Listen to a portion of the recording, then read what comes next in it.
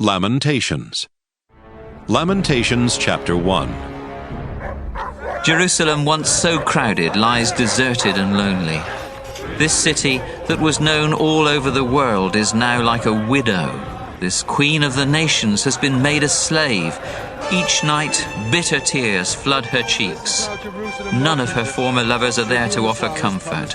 Her friends have betrayed her and are now her enemies. The people of Judah are slaves suffering in a foreign land with no rest from sorrow. Their enemies captured them and were terribly cruel. The roads to Zion mourn because no one travels there to celebrate the festivals. The city gates are deserted. Priests are weeping. Young women are raped. Zion is in sorrow. Enemies now rule the city and live as they please. The Lord has punished Jerusalem because of her awful sins. He has let her people be dragged away. Zion's glory has disappeared. Her leaders are like deer that cannot find pasture. They are hunted down till their strength is gone. Her people recall the good life that once was theirs. Now they suffer and are scattered. No one was there to protect them from their enemies who sneered when their city was taken. Jerusalem's horrible sins have made the city a joke.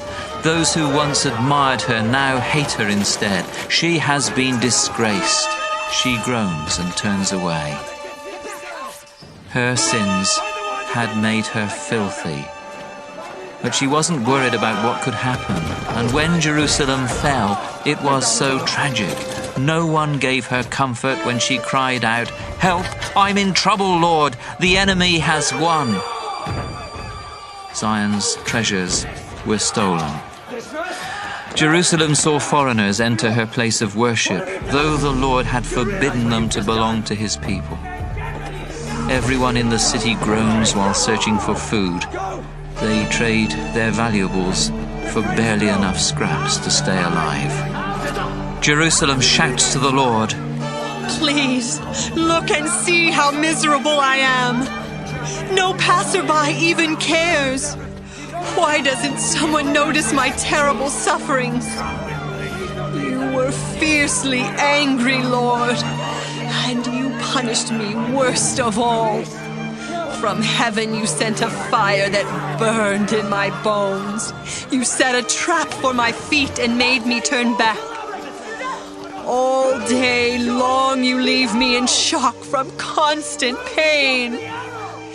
You have tied my sins around my neck, and they weigh so heavily that my strength is gone.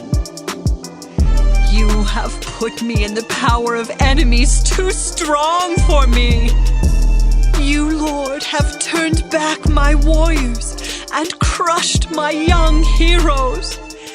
Judah was a woman untouched, but you let her be trampled like grapes in a wine pit.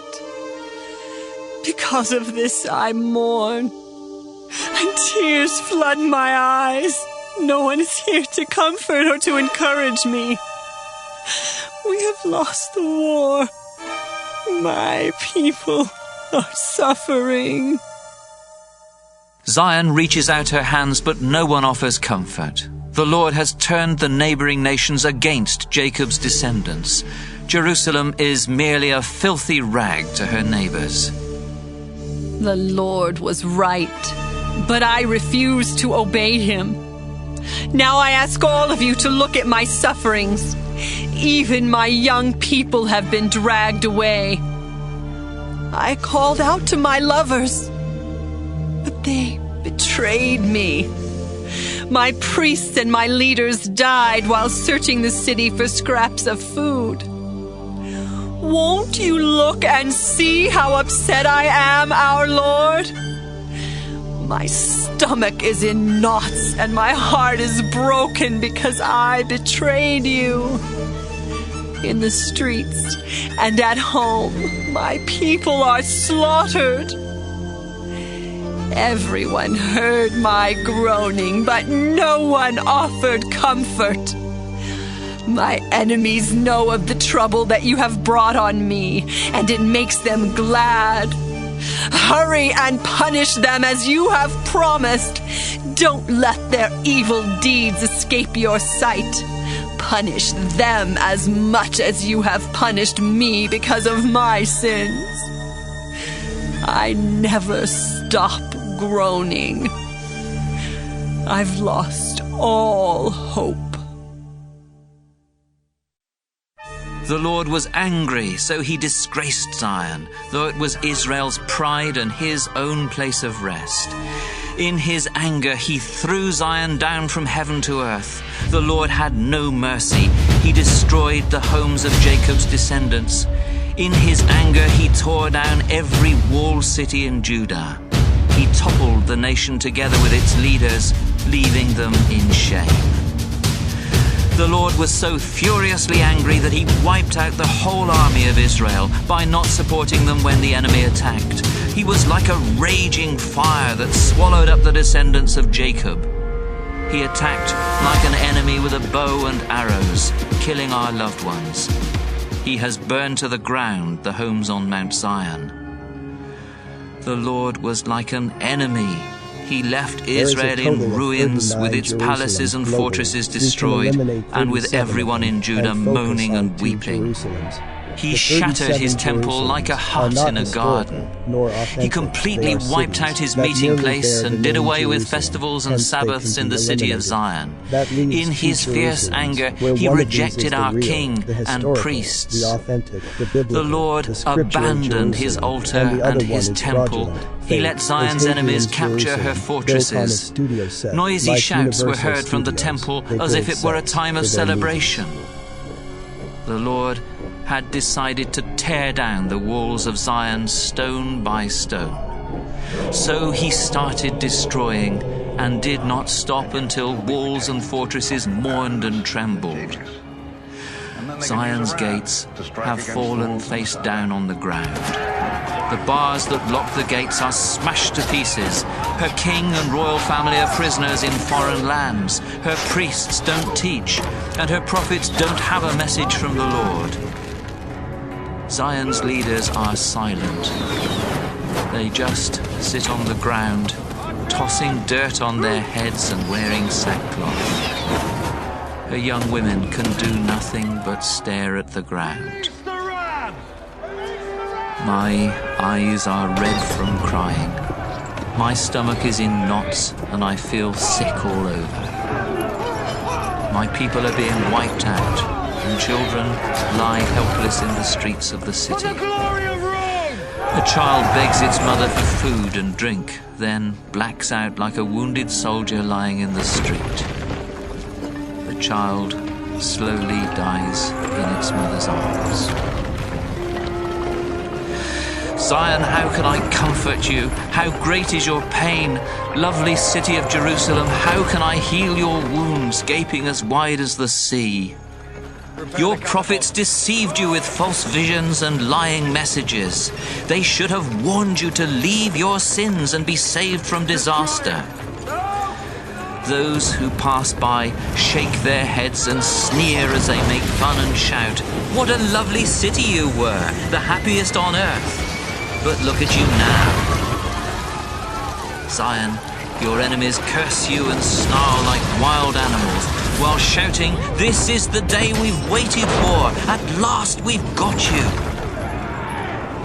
The Lord has done everything that he had planned and threatened long ago. He destroyed you without mercy, and let your enemies boast about their powerful forces. Zion, deep in your heart you cried out to the Lord. Now let your tears overflow your walls day and night. Don't ever lose hope or let your tears stop. Get up and pray for help all through the night. Pour out your feelings to the Lord as you would pour water out of a jug. Beg him to save your people who are starving to death at every street crossing. Think about it, Lord. Have you ever been this cruel to anyone before? Is it right for mothers to eat their children, or for priests and prophets to be killed in your temple? My people, both young and old, lie dead in the streets. Because you were angry, my young men and women were brutally slaughtered. When you were angry, Lord, you invited my enemies like guests for a party. No one survived that day. Enemies killed my children, my own little ones. Lamentations chapter 3. I have suffered much because God was angry. He chased me into a dark place where no light could enter. I am the only one he punishes over and over again without ever stopping. God caused my skin and flesh to waste away, and he crushed my bones. He attacked and surrounded me with hardships and trouble. He forced me to sit in the dark like someone long dead. God built a fence around me that I cannot climb over, and he chained me down. Even when I shouted and prayed for help, he refused to listen. God put big rocks in my way and made me follow a crooked path. God was like a bear or a lion waiting in ambush for me. He dragged me from the road, then tore me to shreds. God took careful aim and shot his arrows straight through my heart. I am a joke to everyone. No one ever stops making fun of me. God has turned my life sour. He made me eat gravel and rubbed me in the dirt. I cannot find After the destruction of Jerusalem, Titus Vespasian sent Legion Exfrontensis to guard Jerusalem and to guard Judah. The Bar Kokhba revolt was the spark that got Hadrian so outraged that he sent more Legion Exfrontensis and other Roman soldiers to guard and wipe out all cities of Judah, Benjamin, Reuben, Simeon, and all of Israel, along with the scriptures, the Torah, and anything associated with Israel and Judah. Legion Exfrontensis garrisoned Jerusalem from 66 AD to 217 AD. As time went on, the Roman army became the Byzantine army, and Jerusalem continued being guarded, continued being empty, desolate, and uninhabited.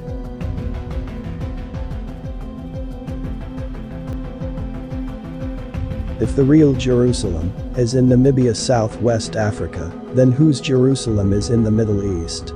The Jerusalem in the Middle East is Hadrian's Jerusalem.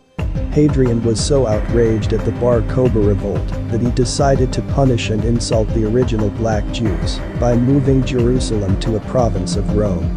The Temple of Jupiter Optimus Maximus, also known as the Temple of Jupiter Capitolinus, was the most important temple in ancient Rome, located on the Capitoline Hill, i.e. Capitol Hill. This is where the United States gets its Capitol Hill from. Capitoline is the daughter of Babylon. The Wailing Wall is the original wall of the Temple of Jupiter. The Jerusalem in the Middle East is the Aelia Capitoline, the Temple of Jupiter, daughter of Babylon, disguised as Jerusalem, and financed by the United States and Great Britain and other countries. In case you are not convinced of Jerusalem's true location in Namibia, Southwest Africa, we will turn our attention to the Dead Sea. This is a picture of the Dead Sea, one in the Middle East and one in Namibia, Southwest Africa. The one in the Middle East is a copy of the one in Namibia. It is the work of a copycat, a forger, and a hijacker. It is criminal behavior. But we must ask ourselves, how do we know we have correct information? In answering this question, let's take a look at some old maps. These are maps of Hecataeus, Homer, and Herodotus. Look closely at the area called Middle East. Notice there is no record of Jerusalem, no Israel, no Dead Sea, no Sea of Galilee, no mountains of Israel. These are not recorded as existing in this location during the time of Hecataeus, Homer, and Herodotus. They did not exist in the so-called Middle East area during their day. So how did they get there, to the so-called Middle East? They got to this region by the hand of a copycat, forger, and hijacker. Hijack means unlawful seizure of property and removing it to a different location for use for one's own purposes. The Dead Sea was hijacked, the Sea of Galilee was hijacked, the entire land of Israel was hijacked. Jerusalem was hijacked. Such hijacking makes the Middle East a fraudulent location.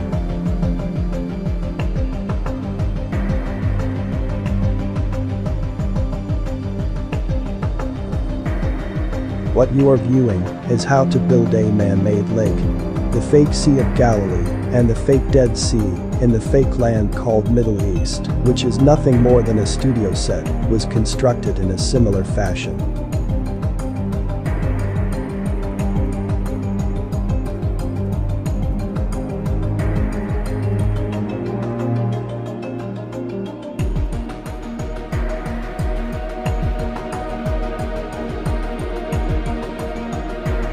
This is the biblical, the scriptural, the historical Dead Sea, the one we find in the Old Testament as well as the New Testament.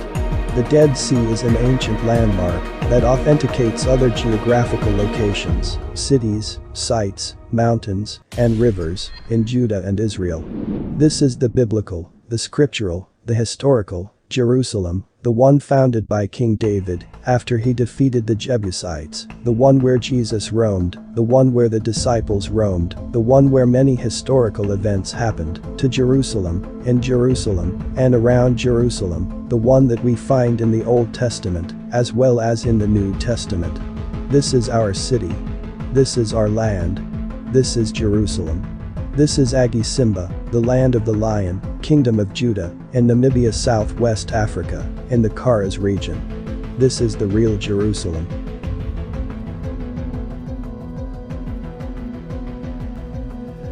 I tell myself I am finished. I can't count on the Lord to do anything for me. Just thinking of my troubles and my lonely wandering makes me miserable. That's all I ever think about, and I am depressed. Then I remember something that fills me with hope. The Lord's kindness never fails. If he had not been merciful, we would have been destroyed.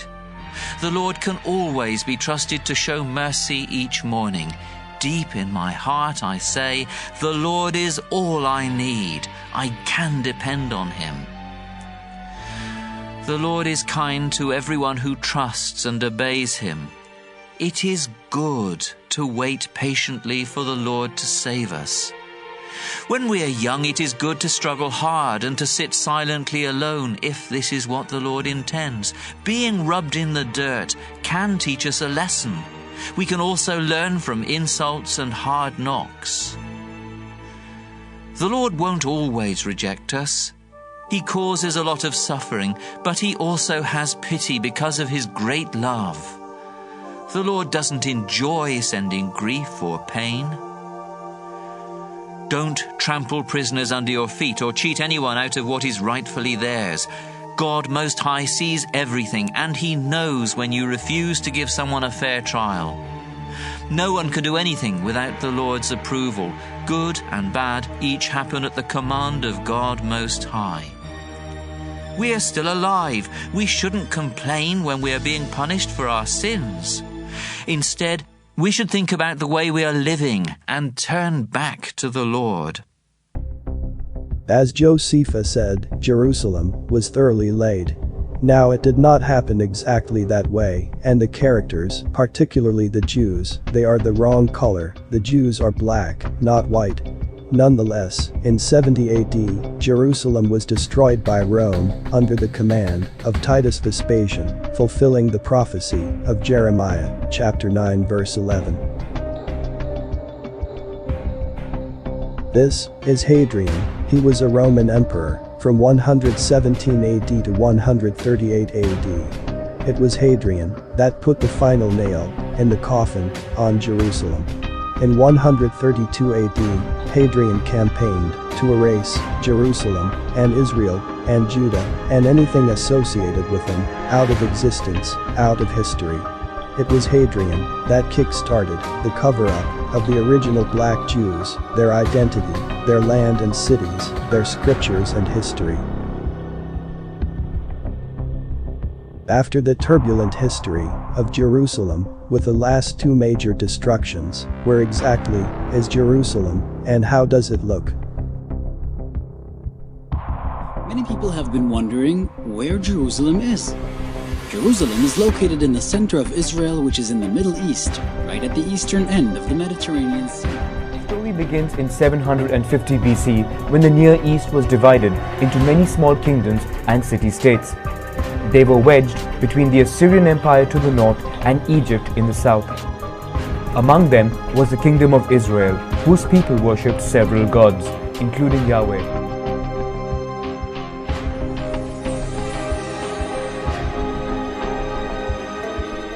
Founded in 1948, the State of Israel is located on the eastern shore of the Mediterranean Sea. We're going to go here, and I'm going to show you where Israel sits on the African tectonic plate, which means that Israel is northeast Africa. Now, when we look at this map, this is the Sinai. Okay, this is the Red Sea. This is Egypt. This is the Sinai, this is Israel. All right, this is Saudi Arabia over here. Now, if you see this in Hebrew, it says Haluach Afrikani, the African plate.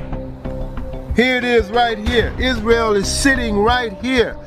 Israel is sitting on the Haluach Afrikani, which means that Israel is northeast Africa. Europeans classified this area as a Middle East. You know, and then since this the Middle East, the other question, where the Middle West, where the Middle North, and where the Middle South? They don't have no geographical terms like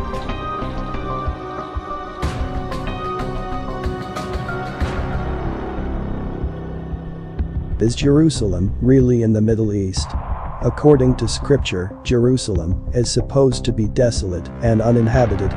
The idea of a Middle East begs the question, where is the Middle North, where is the Middle South, and where is the Middle West? This only makes the concept of a Middle East fraudulent at best. So where is Jerusalem? What is its true location? Region Font Code 3. Region Font Code 3 says Jerusalem is in Africa and the Middle East. Africa is huge, very vast, so exactly where is Jerusalem in Africa? This is Ptolemy, a geographer and cartographer. Ptolemy wrote about another geographer named Marinus. Ptolemy wrote how Marinus took an expedition to Africa, to the interiors of Africa, past the equator, below the Tropic of Capricorn, and came to a land called Agi Simba. Agi Simba is Bantu, it means land of the lion, which could only refer to the tribe of Judah.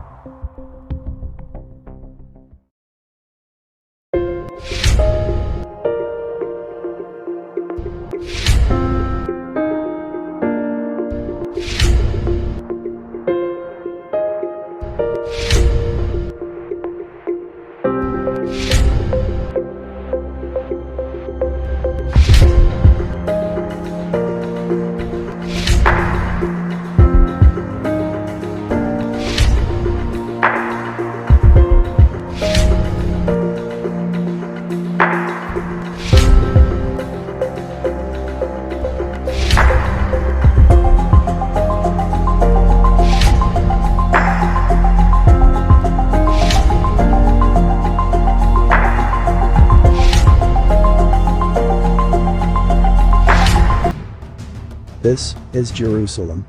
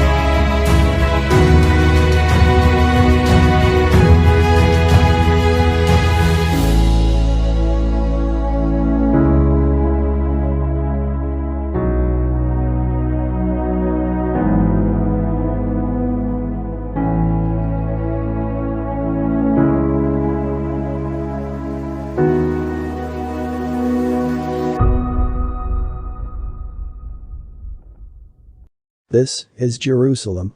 This is the residue of Jerusalem after the 70 AD destruction by Titus Vespasian. This is what is left of Jerusalem. What we are viewing is the authentic, historical, scriptural, and biblical, and the real Jerusalem. The one we find in the Old Testament and in the New Testament. This is it, this is how it looks, and this is its topology. There is so much more to cover. Let's begin with region font code 3 that says Jerusalem is in Africa and the Middle East. There are 39 places called Jerusalem in the world. There are 2 more Jerusalems in Africa, but we can eliminate them along with the others because the topology, rivers and mountains of Israel are not in those locations. Also Agi Simba is not in those locations.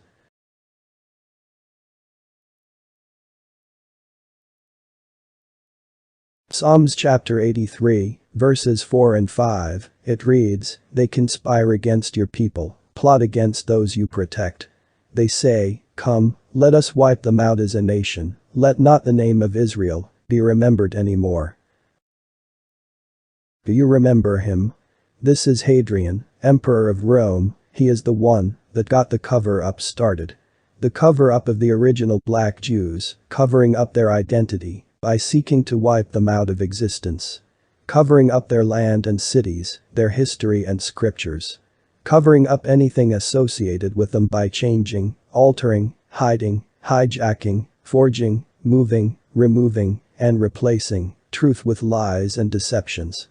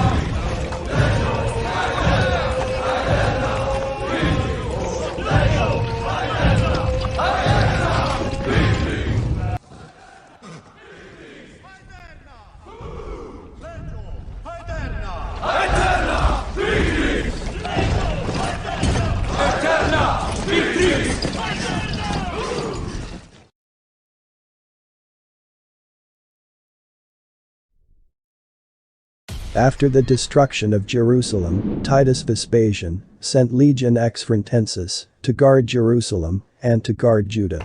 The Bar Kokhba revolt was the spark that got Hadrian so outraged that he sent more Legion X Frontensis and other Roman soldiers to guard and wipe out all cities of Judah, Benjamin, Reuben, Simeon, and all of Israel, along with the scriptures, the Torah, and anything associated with Israel and Judah. Legion X Frontensis garrisoned Jerusalem from 66 AD to 217 AD. As time went on, the Roman army became the Byzantine army, and Jerusalem continued being guarded, continued being empty, desolate, and uninhabited.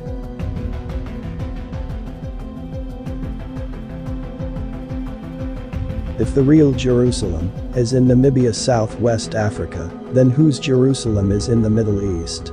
The Jerusalem in the Middle East is Hadrian's Jerusalem. Hadrian was so outraged at the Bar Kokhba revolt that he decided to punish and insult the original black Jews by moving Jerusalem to a province of Rome. The Temple of Jupiter Optimus Maximus, also known as the Temple of Jupiter Capitolinus, was the most important temple in ancient Rome, located on the Capitoline Hill, i.e. Capitol Hill. This is where the United States gets its Capitol Hill from. Capitoline is the daughter of Babylon. The Wailing Wall is the original wall of the Temple of Jupiter. The Jerusalem in the Middle East is the Aelia Capitoline, the Temple of Jupiter, daughter of Babylon, disguised as Jerusalem and financed by the United States and Great Britain and other countries. In case you are not convinced of Jerusalem's true location in Namibia, Southwest Africa, we will turn our attention to the Dead Sea. This is a picture of the Dead Sea, one in the Middle East and one in Namibia, Southwest Africa. The one in the Middle East is a copy of the one in Namibia. It is the work of a copycat, a forger, and a hijacker. It is criminal behavior. But we must ask ourselves, how do we know we have correct information?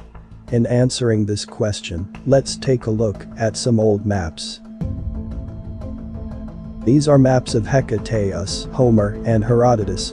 Look closely at the area called Middle East. Notice there is no record of Jerusalem, no Israel, no Dead Sea, no Sea of Galilee, no mountains of Israel. These are not recorded as existing in this location during the time of Hecataeus, Homer, and Herodotus. They did not exist in the so-called Middle East area during their day. So how did they get there, to the so-called Middle East? They got to this region by the hand of a copycat, forger, and hijacker. Hijack means unlawful seizure of property and removing it to a different location for use for one's own purposes. The Dead Sea was hijacked, the Sea of Galilee was hijacked, the entire land of Israel was hijacked. Jerusalem was hijacked. Such hijacking makes the Middle East a fraudulent location.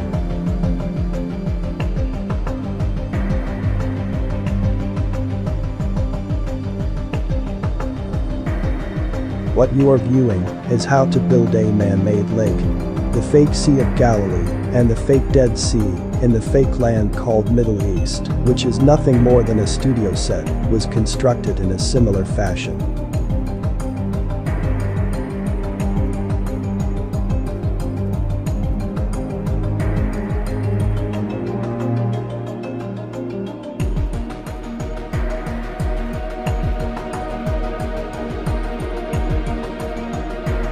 This is the biblical, the scriptural, the historical Dead Sea, the one we find in the Old Testament as well as the New Testament. The Dead Sea is an ancient landmark that authenticates other geographical locations, cities, sites, mountains, and rivers in Judah and Israel. This is the biblical, the scriptural, the historical, Jerusalem, the one founded by King David after he defeated the Jebusites, the one where Jesus roamed, the one where the disciples roamed, the one where many historical events happened, to Jerusalem, in Jerusalem, and around Jerusalem, the one that we find in the Old Testament as well as in the New Testament. This is our city. This is our land. This is Jerusalem. This is Agisimba, the land of the lion, kingdom of Judah, in Namibia, Southwest Africa, in the Karas region. This is the real Jerusalem.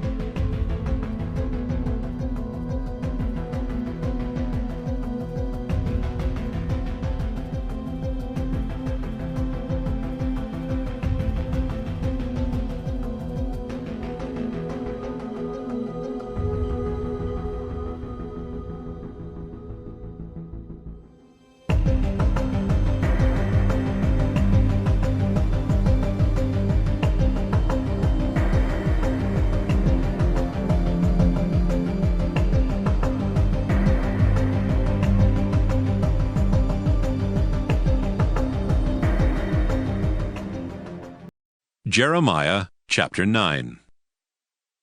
I wish that my eyes were fountains of tears, so I could cry day and night for my people who were killed.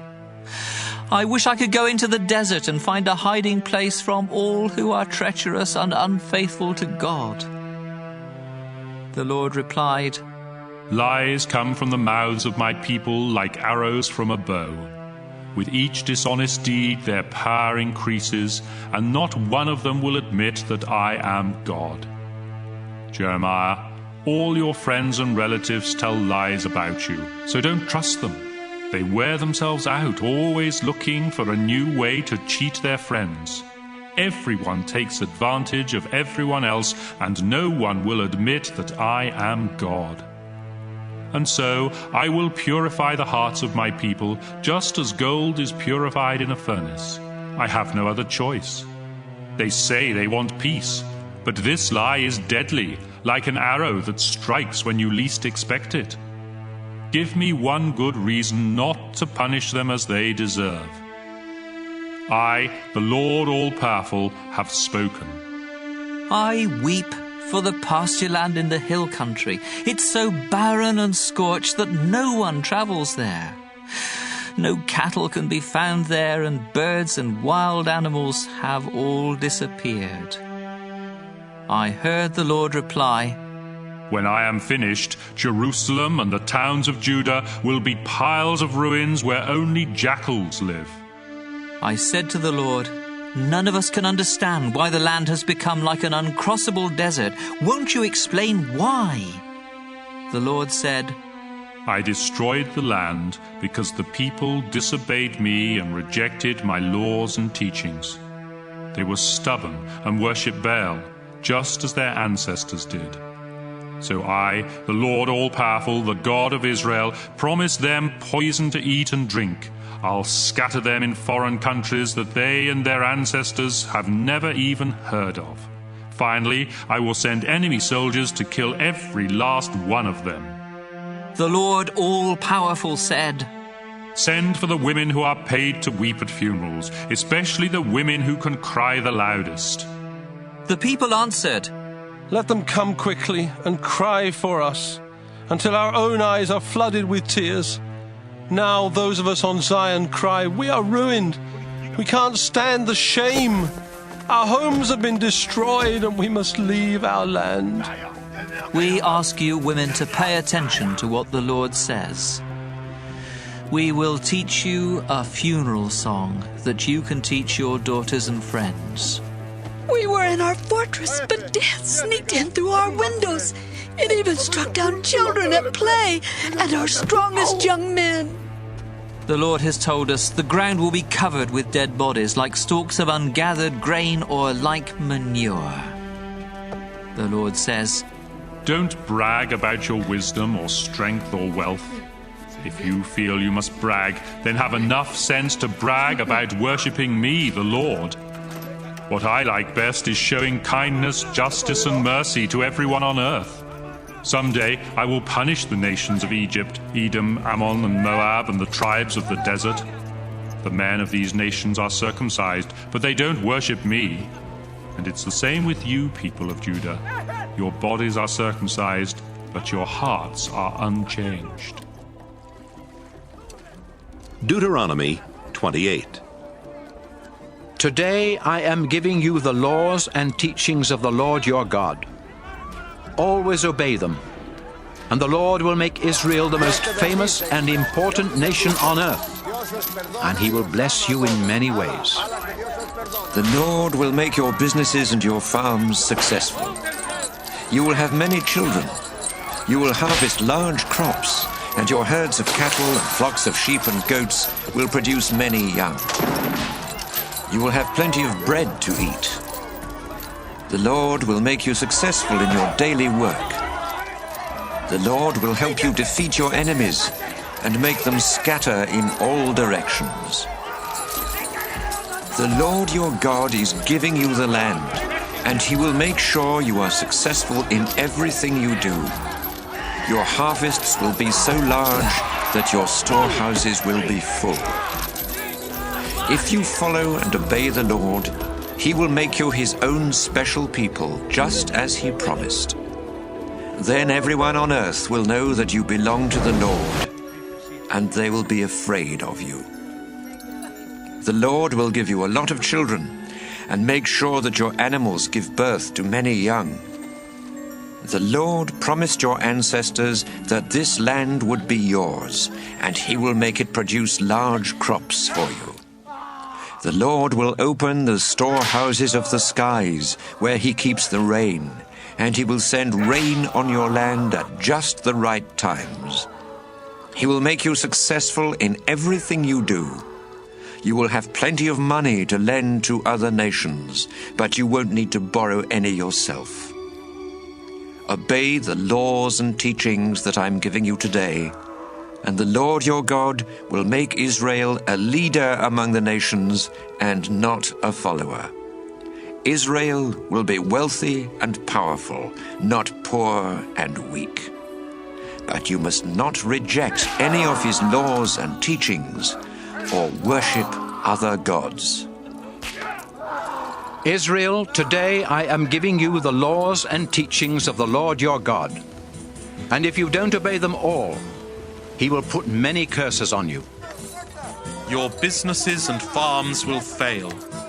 You won't have enough bread to eat. You'll have only a few children. Your crops will be small, and your herds of cattle and flocks of sheep and goats won't produce many young. The Lord will make you fail in everything you do. No matter what you try to accomplish, the Lord will confuse you, and you will feel his anger. You won't last long, and you may even meet with disaster, all because you rejected the Lord. The Lord will send terrible diseases to attack you, and you will never be well again. You will suffer with burning fever and swelling and pain until you die somewhere in the land that you captured. The Lord will make the sky overhead seem like a bronze roof that keeps out the rain, and the ground under your feet will become as hard as iron. Your crops will be scorched by the hot east wind or ruined by mildew. He will send dust and sandstorms instead of rain, and you will be wiped out. The Lord will let you be defeated by your enemies, and you will scatter in all directions. You will be a horrible sight for the other nations to see, and no one will disturb the birds and wild animals while they eat your dead bodies.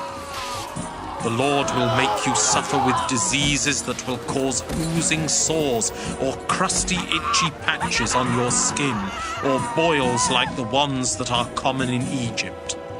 And there will be no cure for you. You will become insane and go blind. The Lord will make you so confused that even in bright sunshine, you will have to feel your way around, like a blind person who cannot tell day from night. For the rest of your life, people will beat and rob you, and no one will be able to stop them. A man will be engaged to a woman, but before they can get married, she will be raped by enemy soldiers. Some of you will build houses, but never get to live in them. If you plant a vineyard, you won't be around long enough to enjoy the first harvest. Your cattle will be killed while you watch, but you won't get to eat any of the meat. Your donkeys and sheep will be stolen from you, and no one will be around to force your enemies to give them back. Your sons and daughters will be dragged off to a foreign country, while you stand there helpless. And even if you watch for them until you go blind, you will never see them again. You will work hard on your farms, but everything you harvest will be eaten by foreigners, who will mistreat you and abuse you for the rest of your life. What you see will be so horrible that you will go insane, and the Lord will punish you from head to toe with boils that never heal. The Lord will let you and your king be taken captive to a country that you and your ancestors have never heard of, and there you will have to worship idols made of wood and stone. People of nearby countries will shudder when they see your terrible troubles, but they will still make fun of you. You will plant a lot of seed, but gather a small harvest, because the locusts will eat your crops. You will plant vineyards and work hard at taking care of them, but you won't gather any grapes, much less get any wine, and the vines themselves will be eaten by worms. Even if your olive trees grow everywhere in your country, the olives will fall off before they are ready, and there won't be enough olive oil for combing your hair. Even your infant sons and daughters will be taken as prisoners of war.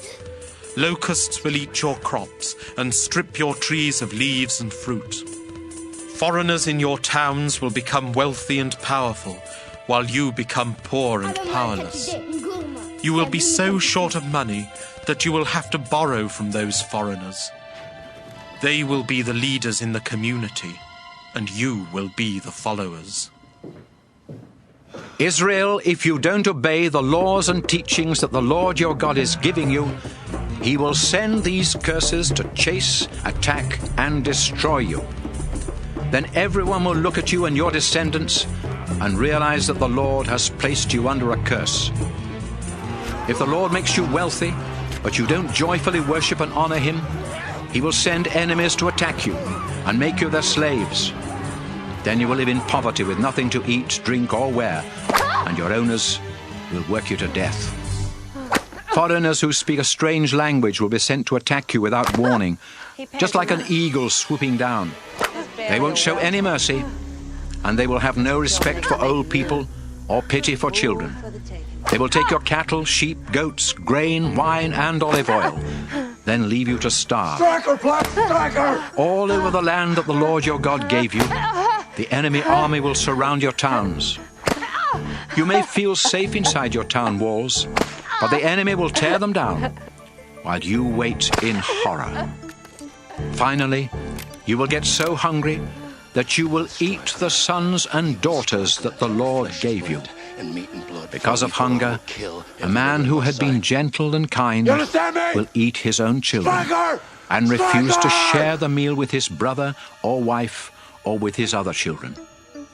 A woman may have grown up in such luxury that she never had to put a foot on the ground, but times will be so bad that she will secretly eat both her newborn baby and the afterbirth without sharing any with her husband or her other children.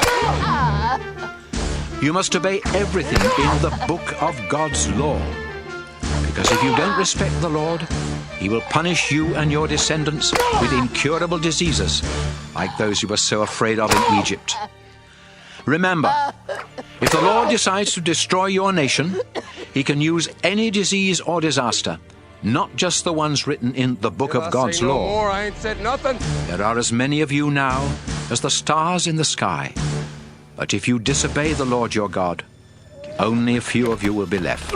The Lord is happy to make you successful and to make your nation grow while you conquer the land. But if you disobey him, he will be just as happy to pull you up by your roots. Those of you that survive will be scattered to every nation on earth, and you will have to worship stone and wood idols that never helped you or your ancestors. You will be restless, always longing for home, but never able to return. You will live in constant fear of death. Each morning you will wake up to such terrible sights that you will say, I wish it were night. But at night you will be terrified and say, I wish it were day. I told you never to go back to Egypt. But now the Lord himself will load you on ships and send you back. Then you will even try to sell yourselves as slaves. Anyone looks away takes a turn. Toby, I'm going to give you a chance to avoid this. Maybe Mr. Waller will let everyone enjoy this blessed day. I want you healthy, so you'll work hard. All you have to do is tell me your name. In a little tent, oh, and just like the river I've been running ever since. It's been a long Son of a time coming, but Your name is Toby. Now tell me your name. a change gonna come. Oh, yes it will. It's been too That's not your name. Toby's your name. Now what is your name? I don't know what's up there beyond the sky. It's been long. Toby's your name. Now I ask you again. Tell me your name. Say it! Say it! Say it! Toby! I go to the movie and I go down Toby! It's Toby! Now say it! Toby! Damn you! not move from here till you say your name. Not if night falls or a new day comes. You will say Toby. Say it. Say it! Say it! Say it! Well, I hurt my boy. Then I go to my brother. And I say, brother, help me please. Say your name. Your owner's wife chose for you. Say your name, so you know this ain't Africa. This is Virginia, and you're the property of John Waller, like the horses and hogs, nothing more. Say your name, so you know what you are. Say it. Say it. Say it! Say it! Say it! Say it! Say Toby! Tell me your name! Say it, damn you! A long time coming, but I know. Say Toby! Just say your name! You see? Say it again. Louder. What's your name?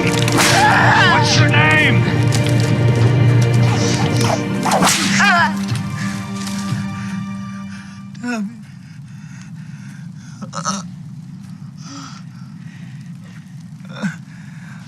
You see it?